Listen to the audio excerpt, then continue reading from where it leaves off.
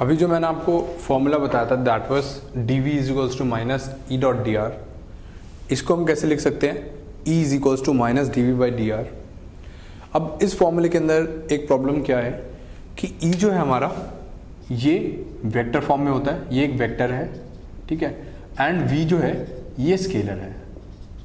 तो अगर आपको ई की वैल्यू निकालनी होगी तो आप कैसे निकालेंगे, क्योंकि ये तो स्केलर वैल्यू है, ठीक है, तो आपको अगर ई एक्स की वैल्यू निकालनी है, ठीक है, ई एक्स क्या है, एक्स डायरेक्शन के अंदर ई का कॉम्पोनेंट है, that will be equals to minus del V by del X. ये हमारी पार्शियल डिफरेंशियल होती है। पार्शियल डिफरेंशियल का मतलब अगर आपकी कोई y की टर्म भी है या कुछ भी है तो उसको हम कांस्टेंट मान लेते हैं। हम मानते हैं कि सिर्फ x के अंदर वेरी कर रही है, v जो है पोटेंशियल की वैल्यू, ये आपकी एग्जांपल के थ्रू क्लियर हो जाएगा। आपको मैं अभी बताता हूँ ये, तो ई एक्स की वैल्यू आपकी आएगी minus del V by del X, E Y की value minus del V by del Y. ये पार्शियल डिफरेंशियल का साइन होता है, और सिंपली आप ई की जो नेट वैल्यू लिखेंगे वो लिखेंगे ई एक्स आई कैप प्लस ई वाई जे कैप प्लस ई जेड के कैप।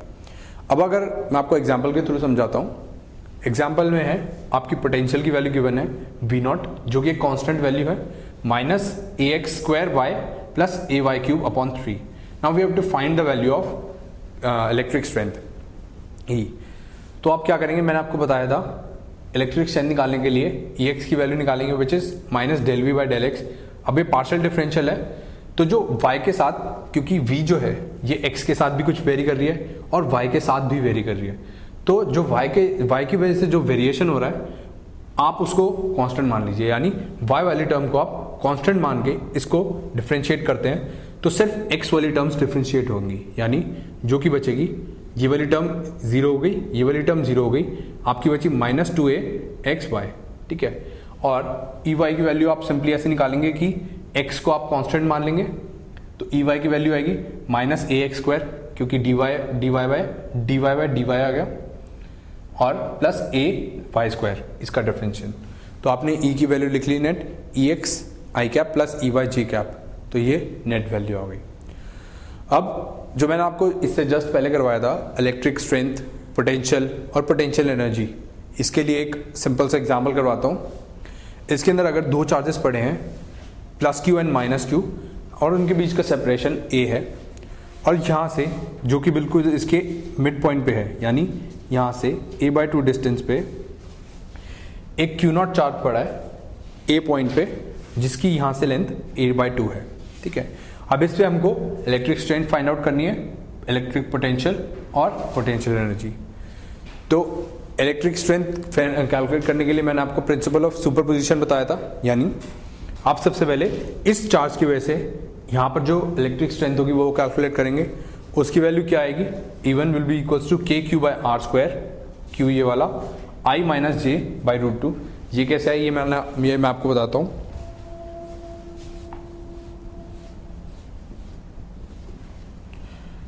ये जो Q है, ठीक है, ये यहाँ पर डिस्टेंस कितना है, ये अगर a बाई 2 है और ये भी अगर a बाई 2 है, तो ये वाली जो डिस्टेंस आएगी ये आएगी a बाई 2 रूट ऑफ 2। ये कैसे आती है, square root of a by 2 का स्क्वायर प्लस a बाई 2 का स्क्वायर, ओके। तो इसकी वैल्यू ये आएगी, और प्लस क्यू की वजह से इसके ऊपर वैल्यू कितनी होगी, इसकी वैल्यू कुछ इस डायरेक्शन के अंदर होगी। अब क्योंकि जब भी हमको डायरेक्शन के साथ बतानी होती है तो हम कोऑर्डिनेट एक्सिस वहीं पे डिफाइन करते हैं, तो मैंने बना लिया कोऑर्डिनेट एक्सिस आपके कुछ ऐसे, आई कैप और जे कैप इस डायरेक्शन के अंदर। तो ये वाला जो एंगल क्या है, ये 45 डिग्री है, ओके। और अगर नेट इलेक्ट्रिक स्ट्रेंथ इस डायरेक्शन में है तो इसका x कंपोनेंट और y कंपोनेंट भी आपको लिखना पड़ेगा। x कंपोनेंट कितना होगा, e cos 45,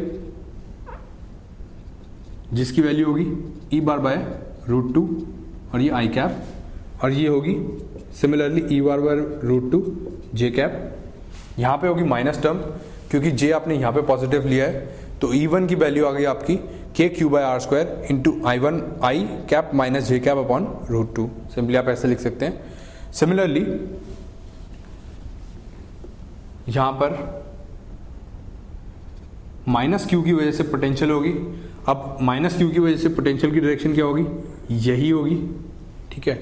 तो इसका जो आएगा वो क्या आएगा, अगर ये ई है तो ये आएगा E/√2 i cap and E/√2 j cap. तो E2 की वैल्यू आ गई KQ/R² इंटू I + J/√2। ये तो आपकी आ गई, आपकी जो नेट आएगी E = E1 + E2 होगी। और इस फाइनल इक्वेशन के अंदर आप R की जो वैल्यू डालेंगे वो डालेंगे A/2√2। R की वैल्यू डालेंगे A/2√2 जो कि इन दोनों के बीच का डिस्टेंस है, यानी A पॉइंट का इससे डिस्टेंस है और ये वाला डिस्टेंस भी सेम है, जितना ये डिस्टेंस है उतना ही ये है। तो इसलिए आपकी R की वैल्यू सिंपली ये डाल सकते हैं A/2√2। अब आपको अगर पोटेंशियल बतानी हो V, वो क्या होती थी K समेशन ऑफ QI/RI, ठीक है। K इंटू क्या वैल्यू आई QI/RI, Q A/2√2। यहाँ पर क्या आई, इसकी ये तो आई इसकी वजह से A पर KQ/A/2√2 और इसकी वजह से क्या आई यहाँ पर माइनस ऑफ KQ/A/2√2। तो नेट वैल्यू कितनी हो गई, 0। तो आपने देखा अगर दो चार्जेस थे उनकी वजह से यहाँ पर पोटेंशियल कितनी हो गई, 0 हो गई। और क्योंकि जो पोटेंशियल एनर्जी होती है वो Q0 इंटू V होती है तो इसकी वैल्यू भी 0 है। अब एक और चीज़ देखें तो ये जो था हमारा क्वेश्चन, यहाँ पे +Q था, यहाँ पे -Q था, और अब यहाँ पे क्या हो रहा था, क्योंकि R जो था ये हमारा सेम था, ठीक है। ये R अगर था और ये R था तो इन दोनों चार्जेस के बीच में अब अगर ये डिस्टेंस लूँ तो ये वाली डिस्टेंस भी इक्वल होगी हमेशा। तो इसका मतलब इस पूरी लाइन पे V की वैल्यू सेम है और 0 है, यानी इस पूरी लाइन पे मेरी जो V की वैल्यू है वो 0 है, ठीक है। तो ये चीज़ आप ध्यान रखेंगे। कभी कभार क्वेश्चंस में ऐसे गिवन होता है कि अगर यहाँ पर इतनी वैल्यू है तो आपकी इतनी यहाँ पर कितनी वैल्यू होगी। तो आप देख सकते हैं कि इस पूरी लाइन पर वैल्यू सेम है और V की वैल्यू 0 है।